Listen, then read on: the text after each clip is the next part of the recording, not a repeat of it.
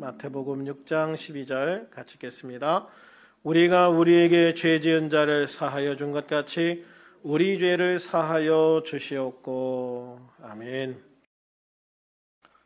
할렐루야. 우리는 계속해서 주님이 가르쳐 주신 기도에 대해서 말씀을 나누고 있습니다. 주님이 가르쳐 주신 기도 중에 앞에 세 가지는 하나님과 관련된 기도다라고 말씀을 드렸어요. 주님이 가르쳐 주신 기도 중에 앞에 세 가지는 하나님과 관련된 기도다라고 말씀을 드렸죠. 하늘에 계신 우리 아버지여, 이름이 거룩히 여김을 받으시오며 나라가 임하시오며 뜻이 하늘에서 이루어진 것 같이 땅에서도 이루어지이다. 이 기도들은 모두 하나님을 의미하는 당신이라는 단어가 앞에 사용되고 있다고 그랬어요. 그래서 하나님 당신의 이름이 거룩히 여김을 받기를 기도하고, 하나님 당신의 나라가 임하기를 기도하고, 하나님 당신의 뜻이 이 땅에 이루어지기를 기도합니다 라는 거예요. 그리고 그 이후 세 가지 기도는 사람에 대한 기도인데 현재, 과거, 미래를 위한 기도라고 말씀을 드렸죠. 사람을 위한 기도 중 첫 번째가 현재 우리에게 필요한 일용할 양식을 구하는 기도다 그랬어요. 지난주에 우리는 이 일용할 양식에 대한 말씀을 통해서 노동의 축복이 회복되어야 된다. 노동의 축복은 일함으로써 보람을 느끼고 기쁨을 누릴 수 있는 축복이에요. 그러려면 내가 일한 만큼 대가에 만족하고 거기에 기쁨을 누릴 수 있는 그런 노동의 모습이 되어야 된다는 것이지요. 그래서 우리 하나님께서 우리에게 주신 노동의 축복이 회복되어야 된다. 또 그 노동의 축복을 통해서 주신 하나님의 은혜들을 함께 나눌 수 있는 우리들이 되어야 된다. 그렇게 말씀을 드렸어요. 그래서 우리는 나만이 아니라 우리가 되어서 내게 주신 주님의 은혜를 함께 나눌 수 있는 아름다운 축복, 내게 주신 것을 가지고 나만이 아닌 우리를 위해서 살 수 있는 그런 꿈을 가진 우리들이 되기를 주님의 이름으로 축원합니다. 오늘은 사람들을 위한 기도 중 과거의 기도입니다. 본문 12절을 같이 읽겠습니다. 시작. 우리가 우리에게 죄 지은 자를 사하여 준 것 같이 우리 죄를 사하여 주시옵고. 주님은 오늘 본문과 관련해서 14절, 15절에서 더 자세하게 설명을 하시고 있어요. 같이 한번 읽어볼까요? 너희가 사람의 잘못을 용서하면 너희 하늘 아버지께서도 너희 잘못을 용서하시려니와 너희가 사람의 잘못을 용서하지 아니하면 너희 아버지께서도 너희 잘못을 용서하지 않으시리라. 오늘 본문과 이 14절, 15절을 보면 어떤 느낌이 드냐면, 하나님은 내가 누군가를 용서해 주지 않으면 나의 죄를 용서해 주시지 않나? 그러니까 내가 하나님 앞에 죄를 용서받으려면 내가 다른 사람들의 죄를 용서해야만 나의 죄를 용서받나? 이런 느낌을 받기에 충분해요. 그러나 사람에 대한 용서는 하나님의 용서의 조건이 될 수가 없어요. 사람은 결코 자기의 행위로 구원에 이를 수가 없기 때문입니다. 또 하나님은 사람을 대하실 때 사람의 행위에 따라 조건적으로 대하시는 하나님도 아니에요. 하나님의 용서는 무조건적인 용서입니다. 그래서 주님의 용서에는 그 어떤 단서나 그 어떤 조건도 들어가 있지 않아요. 오직 예수 그리스도의 십자가에 의지해서 우리 죄를 고백하면 주님은 우리 죄를 조건 없이 사해 주시고 완전 무결하게 우리의 죄를 해결해 주시는 것을 믿으시기를 바랍니다. 로마서 5장 8절에 보면 우리가 아직 죄인 되었을 때 그랬어요. 우리가 아직 죄인 되었을 때 주님의 십자가를 통해서 나의 죄를 용서해 주시고 하나님의 사랑을 증명해 주신 것은 내가 뭔가를 했을 때가 아니라, 내가 뭔가 대단한 일을 했을 때가 아니라, 내가 뭔가 좋은 일을 했을 때가 아니라 어떨 때예요? 아직 죄인일 때, 아직도 내가 더럽고 추악한 죄 속에서 헤어나지 못하고 있을 때, 내가 아직도 하나님도 모르고 아직도 회개라는 것도 모르고 아직도 죄 속에 있을 때, 그때 내가 아직 죄인으로 있을 그때에 그리스도께서 나를 위해서 죽으셨다라고 하는 거예요. 그래서 우리는 우리를 위해서 죽으신 주님의 십자가 은혜를 통해서 우리의 죄를 사함받은 것이지, 그 어떤 다른 조건도 우리를 용서해 주시는 주님의 은혜에 포함되지 않는다. 할렐루야. 그래서 우리는 무조건적인 주님의 사랑으로 용서받은 것을 믿으시기를 주님의 이름으로 축원합니다. 하나님께서 우리를 사랑하시고 예수님께서 우리를 위해서 죽으신 것은 우리가 선하기 때문도 아니고 착하기 때문도 아니고 좋은 사람이기 때문도 아니고 내가 무언가 대단한 것을 했기 때문도 아니라는 거예요. 사실 하나님 앞에서 우리가 내세울 게 뭐가 있어요? 하나님 앞에서 내가 배운 거를 내세울 수 있겠습니까? 하나님 앞에서 내가 돈 가진 거 내세울 게 있습니까? 하나님 앞에서 내가 권세 가진 거 내세울 게 있어요? 사실 내가 하나님 앞에 내세울 수 있는 건 아무것도 없어요. 그냥 단지 하나님께서 나의 죄를 용서해 주신 것은 하나님께서 나를 사랑하시기 때문이다. 하나님께서 나를 사랑하시기 때문에 나의 죄를 용서해 주시고 나에게 새로운 삶의 은혜를 더해 주신 것을 믿으시기를 축원합니다. 이런 것을 잘 보여주는 예가 마태복음 18장 23절에서 35절에 나오는 1만 달란트 빚진 자의 비유예요. 여기에 보면 임금, 즉 주인은 1만 달란트 빚진 자가 다른 사람의 빚을 탕감해 주어서가 아니라 그를 불쌍히 여기셔서 그의 빚을 탕감해 주었다라고 말씀하고 있어요. 그를 불쌍히 여기셔서 그의 빚을 탕감해 주었다. 1만 달란트라는 것은 결코 적은 돈이 아니에요. 한 달란트가 보통 얼마 정도 되는지 아십니까? 금 한 달란트는요, 순금 34kg입니다. 그러니까 현재 가치로 하면은 약 20억 원이 좀 넘는다고 그래요. 한 달란트가 한 20억 원 치면 1만 달란트면 얼마일까요?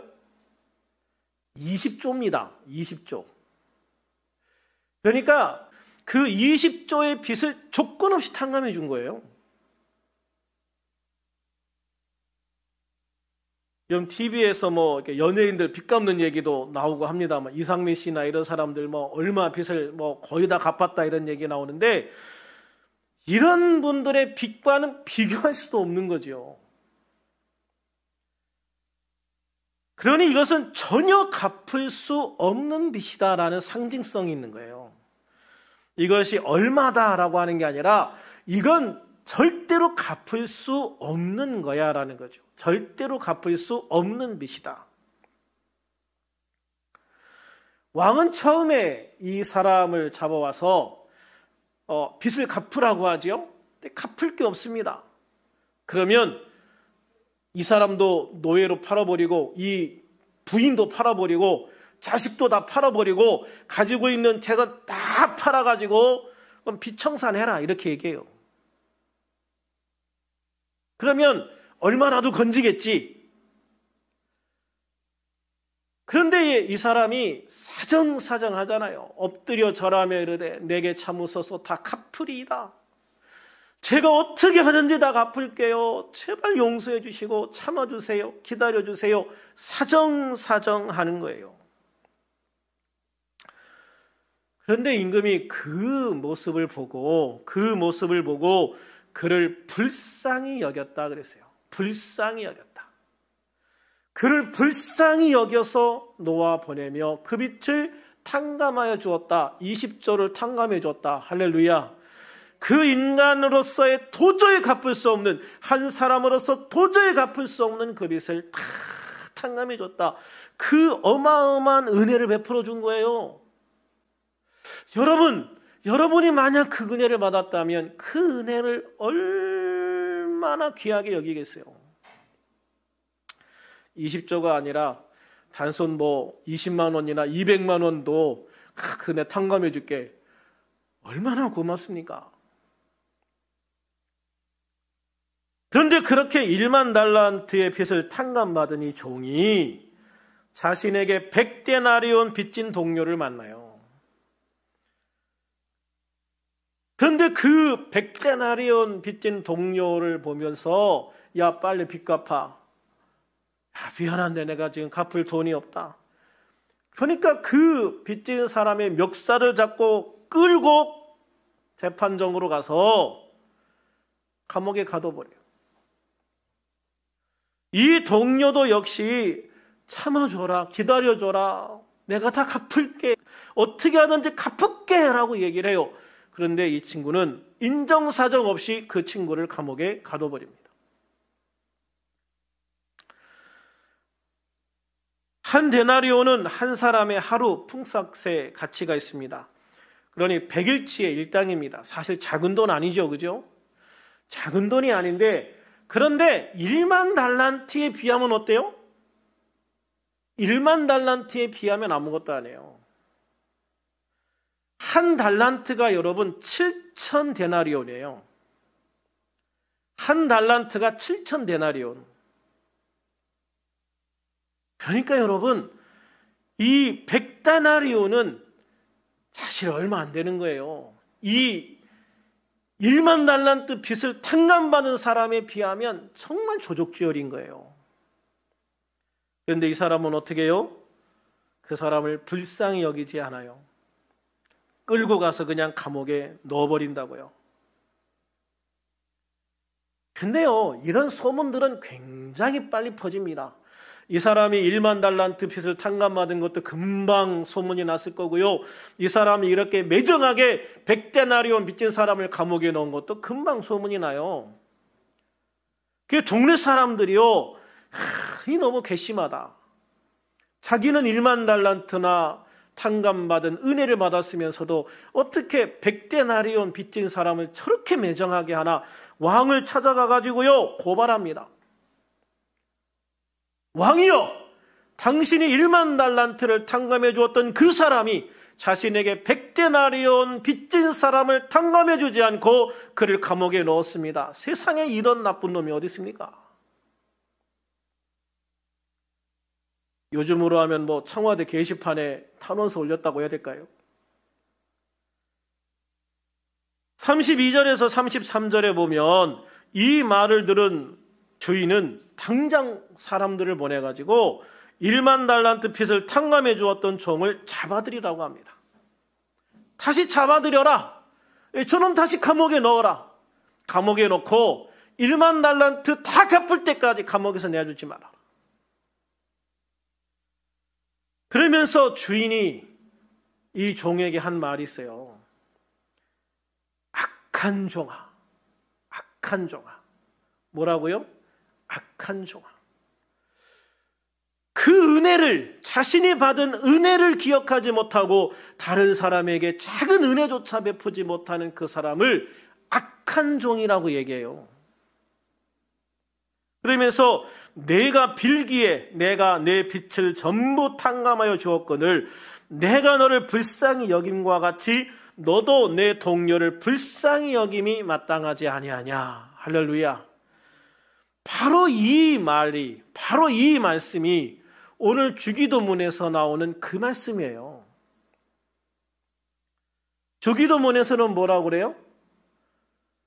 내가 너를 용서해 주는 그 용서가 그냥 용서가 아니라는 거죠.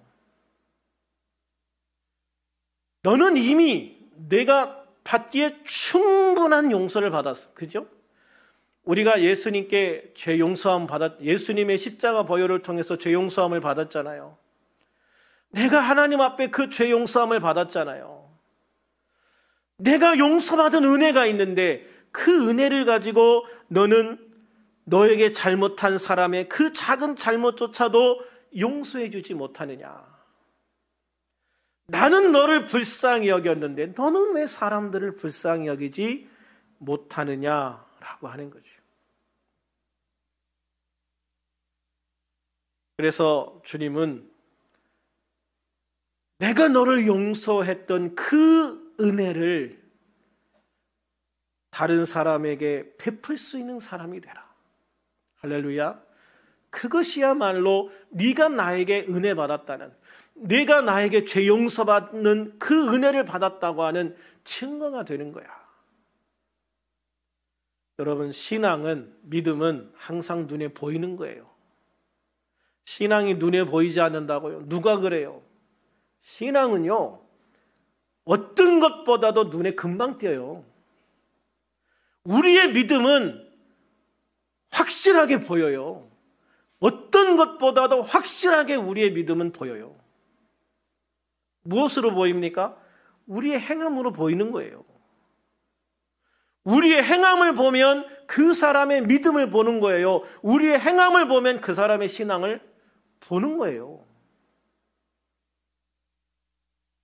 근데 네가 정말로 주님께 너의 죄를 용서받았다고 믿어? 그 용서받은 은혜를 네가 받았어? 그 용서를 받았으면 네가 그 죄 용서 받았다고 하는 것을 증명해 봐. 그것을 내가 예수님을 통해서 확실히 죄 용서 받았다고 하는 것을 증명해 봐. 그게 뭐예요? 내가 다른 사람의 잘못을 용서해 주는 거예요. 할렐루야. 옛날 어느 지방에서 네 사람의 상인이 똑같이 돈을 투자해서 목화를 구입을 해요. 그리고 이 목화를 창고에 쌓아두었는데 이 창고에 쥐가 많이 나와요. 그래서 이 쥐 때문에 목화들이 자꾸 망가지는 거예요. 그래서 이 네 명의 동업자들이 고양이를 하나 사서 이 쥐들을 잡자. 그래서 고양이를 잡는 쥐를 수소문했는데 고양이 값이 너무 비싼 거예요. 그냥 일반 고양이는 싼데 쥐를 잘 잡는 고양이는 비싼 거예요. 그래서 네 명이 똑같이 돈을 모아가지고 고양이 한 마리를 산 거예요.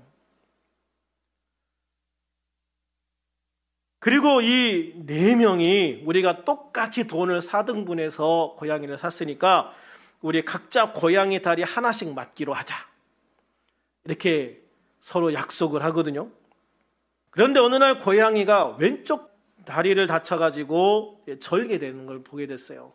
그 다리 주인이 기름 묻은 붕대로 감아줬어요.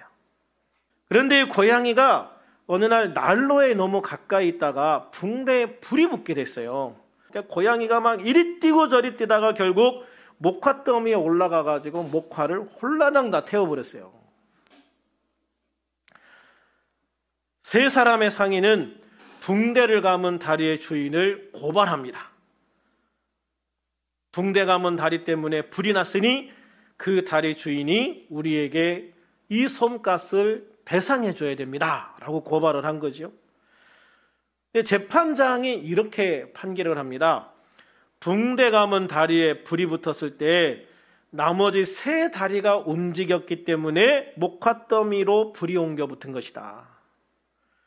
그러니 오히려 나머지 세 다리의 주인이 다친 다리의 주인에게 목화값을 배상해라.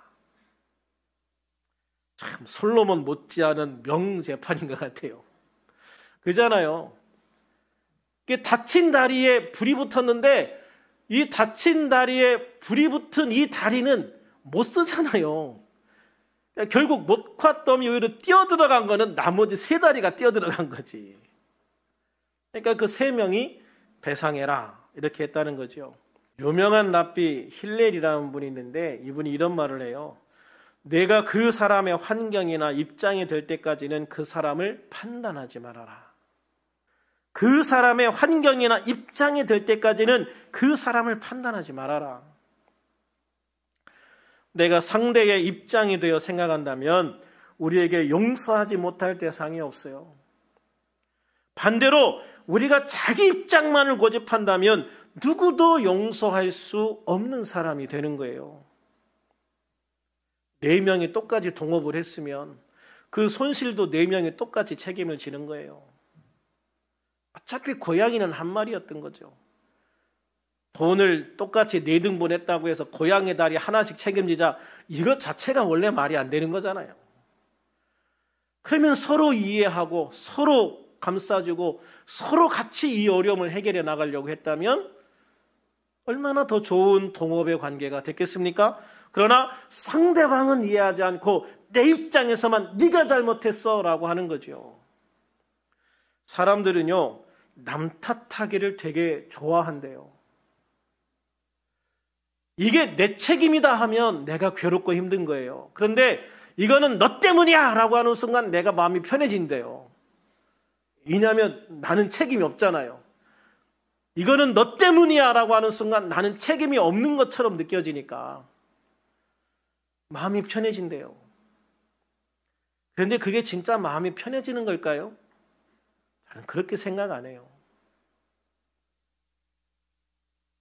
다른 사람 탓을 하기보다는 우리가 서로를 이해하고 서로 함께 의논해서 서로 이겨나갈 수 있는 방안을 찾는다면 우리의 삶이 훨씬 더 아름다운 삶이 될 수 있을 거라고 확신을 합니다. 그래서 자기 입장만을 고집하는 사람은 누구도 용서할 수 없는 사람이 돼요. 누구도 용서할 수 없는 사람은 결국 누구로부터도 자신이 용서받지 못한다. 우리는 이걸 꼭 기억해야 될 줄로 믿습니다. 1만 달란트 빚을 졌던 사람을 용서해 주신 주님은 빚진 자의 입장에서 그를 바라보셨어요. 그를 긍휼히 여기시고 불쌍히 여기셨어요. 그래서 그 빚을 탕감해 주신 거예요. 그러나 1만 달란트 빚을 진 자는 100데나리온의 빚을 진 사람의 입장에서 자신을 바라보지 못해요. 또한 자신의 빚을 탕감해 준 주인의 입장에서도 자신을 바라보지를 못한다고요. 그는 자신만 바라보고 자신의 입장에서만 생각하고 자신의 이익만 고집합니다. 그러다 결국 가장 비참한 처지가 되어버리고 마는 거예요. 하나님께서 예수님의 십자가 보혈을 통해 우리 죄를 사해 주신 것은 마치 1만 달란트 빚을 진 종을 용서해 주신 주님의 은혜와 같은 거예요. 우리는 이 세상 그 어떤 것으로도 용서받을 수 없는 죄를 용서받았습니다. 죄인이라는 굴레를 벗어나 하나님의 백성, 하나님의 자녀라고 하는 이름까지 얻었습니다. 이렇게 우리는 하나님의 절대적인 사랑과 예수님의 너무나도 큰 은혜로 인해서 무조건적인 용서를 받은 거예요. 그게 나라는 사람이라는 거죠. 그럼에도 불구하고 예수님께서 주기도문을 가르쳐 주시면서 하나님의 용서를 다른 사람에 대한 용서를 전제로 하고 있는 것처럼 말씀하신 것은 다만 하나님의 은혜로 용서받은 자는 자신이 용서받은 하나님의 은혜를 기억하고 마땅히 다른 사람을 용서하는 삶을 살아야 된다. 이것이 내가 용서받은 증거이다 라고 하는 것을 강조하고 계시는 거예요. 한 인터넷 사이트에서 이런 글을 읽었습니다. 중학교에 입학하여 키 순서로 번호를 정하는데 우리는 옛날에 키 순서대로 번호 정했잖아요. 요새는 이렇게 하면 인권에 문제가 있다고 그래서 요새는 이제 가나다 순서로 번호를 매기는 걸로 알고 있는데 옛날에는 이렇게 했어요. 난 약간 큰 키라 약 70명 중 64번이었습니다. 우리 반은 남자들 뿐이라 누구의 주먹이 센가에 관심이 많았습니다. 친구들은 서로 자신을 드러내려고 주먹질을 하기도 했고 저 역시 마찬가지였습니다. 아주 전형적인 남자 학교의 모습입니다. 그러다 우연히 65번인 내 짝과 시비가 붙었습니다. 내 짝은 반에서 힘께나 쓰는 녀석이었기에 약간 겁이 났지만 용기를 내어 냅다 주먹을 몇 번 날렸습니다. 65번은 맞더니 당황해하면서 화를 냈습니다. 그런데 하나님의 도움인지 수업종이 울리고 선생님이 들어오셨습니다.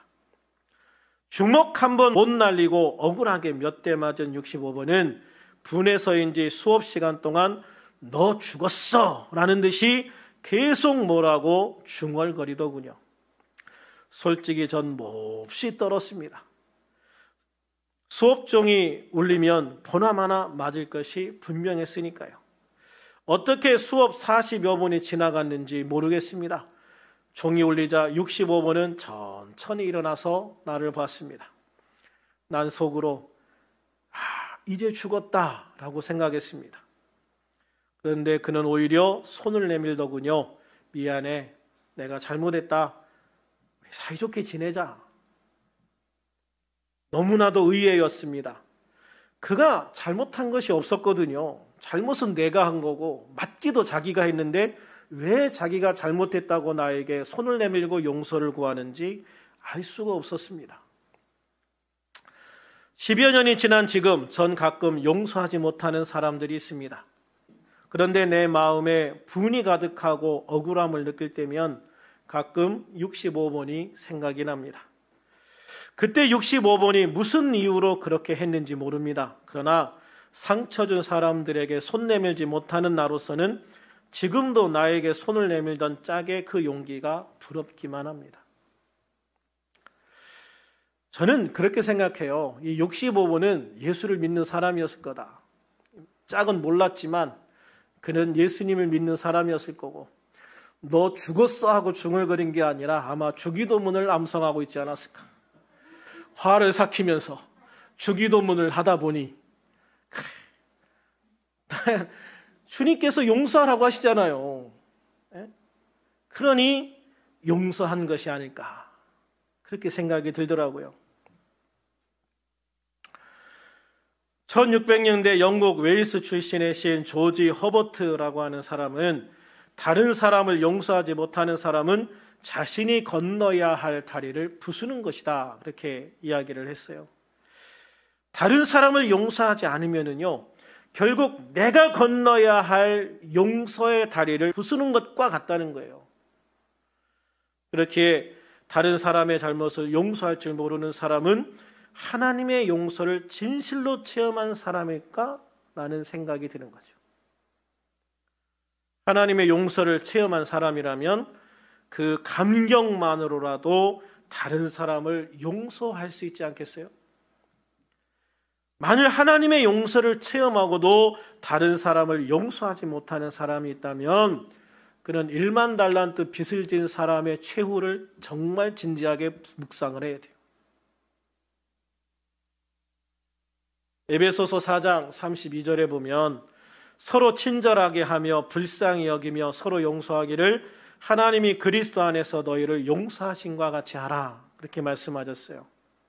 골로새서 3장 13절에 보면 누가 누구에게 불만이 있거든 서로 용납하여 피차 용서하되 주께서 너희를 용서하신 것 같이 너희도 그리하라고 말씀하고 있거든요. 이 말씀들은 예수님을 통해 용서받은 사람들이 그 은혜를 잊지 말라는 거예요. 그리고 그 은혜를 통해서 서로를 불쌍히 여기고 서로를 용납하고 피차 용서하라는 것이죠. 이것이 그리스도인의 모습이다라고 말씀하시는 거예요. 월간 좋은 생각이라는 잡지에 실린 글 중에 이런 글이 있더라고요. 상대방의 욕심이 당신을 화나게 할 땐 너그러운 웃음으로 되갚아 주세요. 상대방의 거친 말투가 당신을 화나게 할 땐 부드러운 말씨로 되갚아 주세요.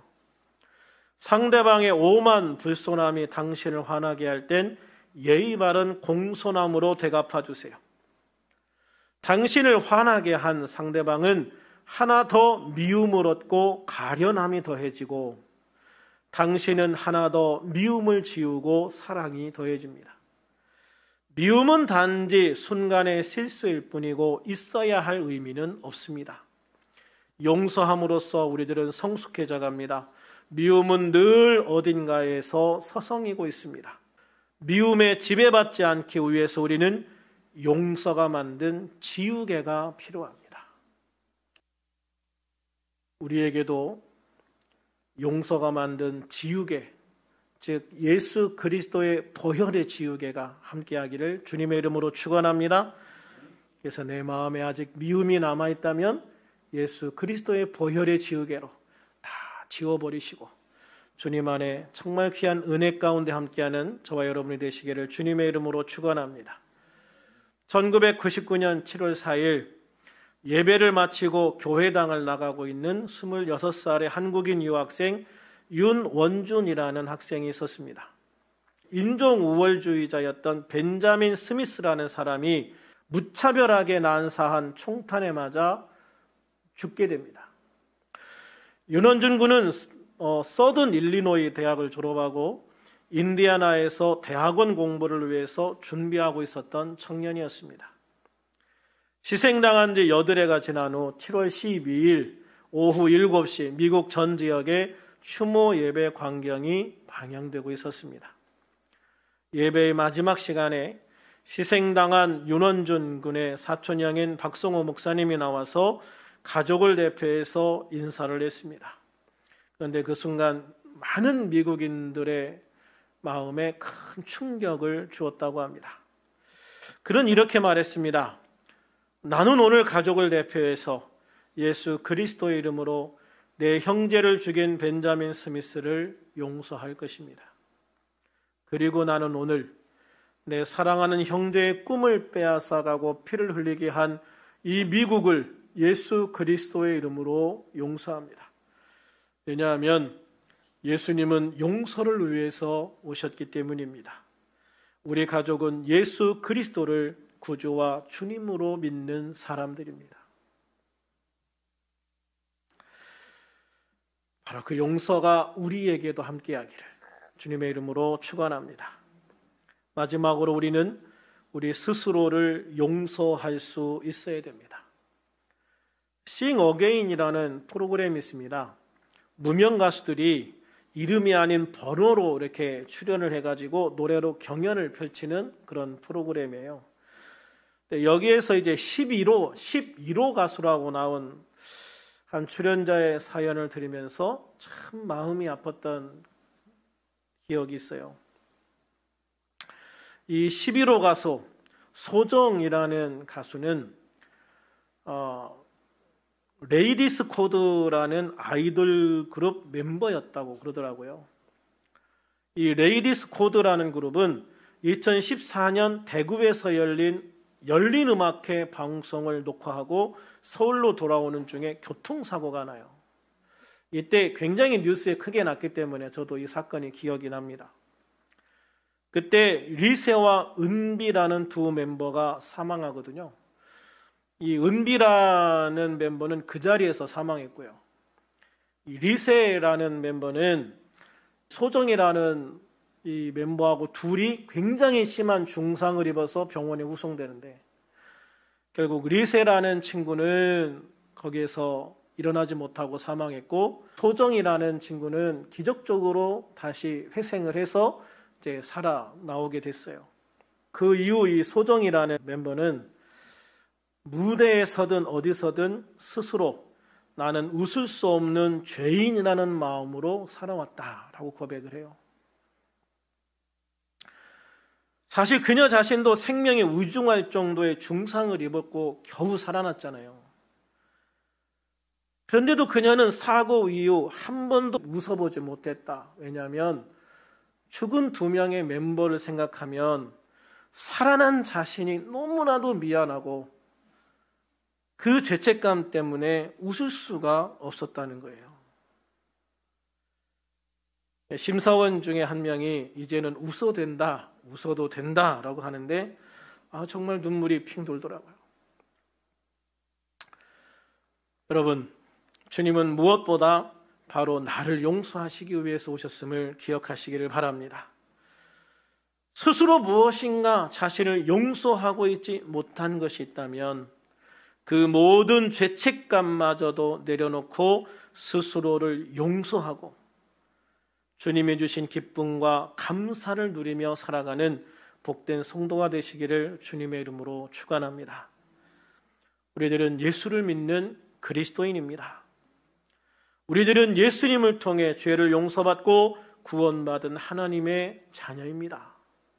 그렇게 우리는 내가 먼저 받은 그 사랑으로 다른 사람을 사랑하고 내가 먼저 받은 용서로 다른 사람을 용서할 수 있는 그리스도인이 되어야 할 줄로 믿습니다. 오늘도 용서받은 주님의 은혜를 기억하고 나에게 잘못한 사람을 용서할 수 있는 복된 하나님의 자녀가 되어서 주님이 주신 그 풍성한 삶을 누리는 우리들이 될 수 있기를 우리 주님의 이름으로 축원합니다.